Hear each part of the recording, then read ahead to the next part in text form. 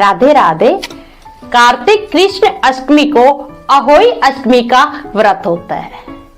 अहोई अष्टमी का व्रत संतान प्राप्ति की कामना और जिनकी संतान है उनकी रक्षा हेतु किया जाता है।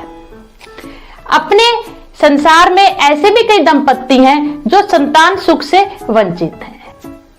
आज इस वीडियो में मैं आपको एक ऐसे चमत्कारी कुंड के बारे में बताऊंगी जिसमें स्नान करने से और डुबकी लगाने से संतान प्राप्ति की इच्छा और मनोकामना अवश्य पूर्ण होती है।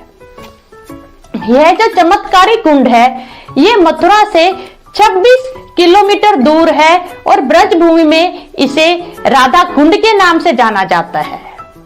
यह जो राधा कुंड है इसमें अहोई अष्टमी के दिन जो निसंतान दंपत्ति हैं वह और जो दंपत्ति की संतान है वह भी अपनी संतान की रक्षा हेतु स्नान करने के लिए जाते हैं। अहोई अष्टमी के दिन राधा कुंड के पास देश विदेश से अपने भारत से करोड़ों की संख्या में भक्तजन पहुंचते हैं जो वहां पे स्नान करते हैं और राधा रानी से प्रार्थना करते हैं।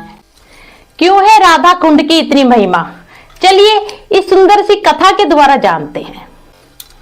जब श्री कृष्ण जी इस पृथ्वी पर अवतरित हुए तब वह गोकुल रहते थे और अपनी राधा रानी बरसाना रहती थी।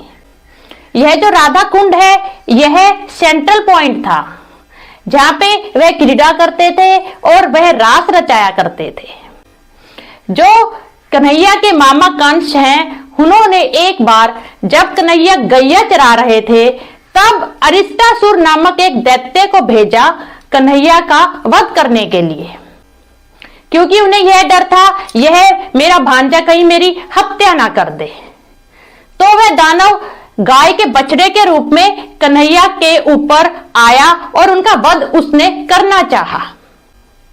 तब कन्हैया ने, क्योंकि कन्हैया तो अंतर्यामी है वह सब जानते हैं, वह समझ चुके थे कि यह दैत्य है जो गाय के बछड़े का रूप लेके आया है।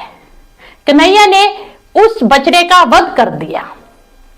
उसके बाद जब वह रात्रि को राधा रानी से मिले और वे महारास के लिए जब बोलने लगे तो राधा रानी उन्हें बोलने लगी कि कन्हैया तुमसे गौ हत्या हुई है और जो गौ हत्या और ब्राह्मण हत्या सबसे बड़ा महापाप माना गया है। चाहे वह दैत्य गौ के रूप में हो परंतु फिर भी तुम्हें गौ हत्या का पाप लगेगा। तो तुम्हें सब तीर्थों में स्नान करना पड़ेगा जिससे कि यह पाप हट जाए। तो कन्हैया ने वहीं पर सब तीर्थों को आह्वान करके कन्हैया ने बुलाया और अपनी बांसुरी से उन्होंने एक कुंड को खोदा।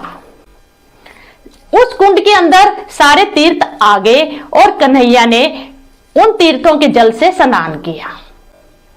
तब राधा रानी कन्हैया को बोली, हे कन्हैया तुम्हारे हृदय में तो मैं ही विराजमान हूं, तो कहीं ना कहीं ये गौ हत्या का पाप मुझे भी लग गया होगा, तो स्नान तो मुझे भी करना चाहिए। तब कहा जाता है अपने कंगन से राधा रानी ने भी एक कुंड को खोदा और वहां पे सब तीर्थों के जल को उन्होंने बुलाया और राधा रानी ने वहां पे स्नान किया। उसके बाद रात्रि को उन्होंने महारास किया।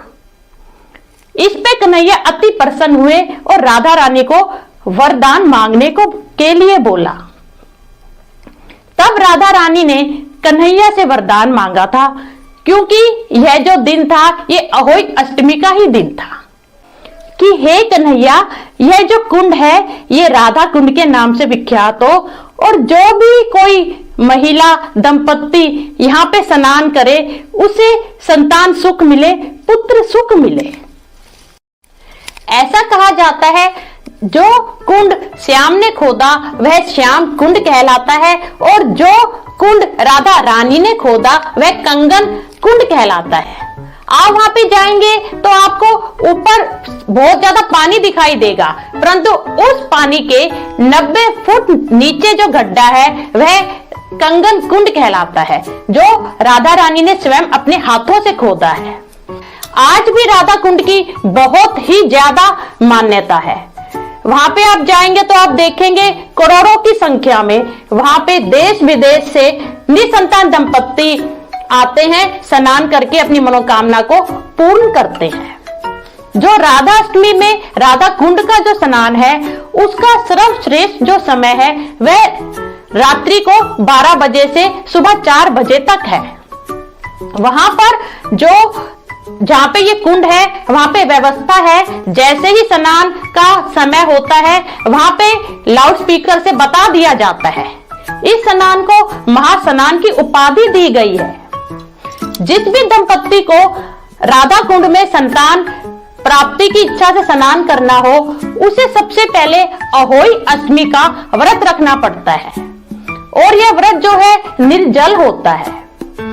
रात्रि को 12 बजे स्नान करके दंपत्ति और उसके बाद पेठा फल होता है जो उस पे लाल कपड़ा लपेट के और राधा रानी को उस पेठे फल को अर्पित किया जाता है और संतान प्राप्ति कामना हेतु उनसे सच्चे मन से प्रार्थना की जाती है।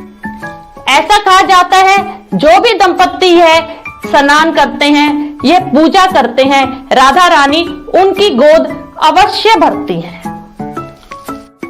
कहते हैं प्रत्यक्ष को प्रमाण की जरूरत नहीं होती। अगर आप वहां राधा कुंड के पास जाएंगे, उस जगह पे जाएंगे, तो वहां पे बहुत से दंपत्ति आपको मिल जाएंगे, बहुत से बूढ़े बुजुर्ग आपको मिल जाएंगे जो आपको कहेंगे कि मेडिकल साइंस ने घुटने टेक दिए थे, परंतु फिर भी उन्होंने राधा रानी के आशीर्वाद से संतान सुख प्राप्त किया।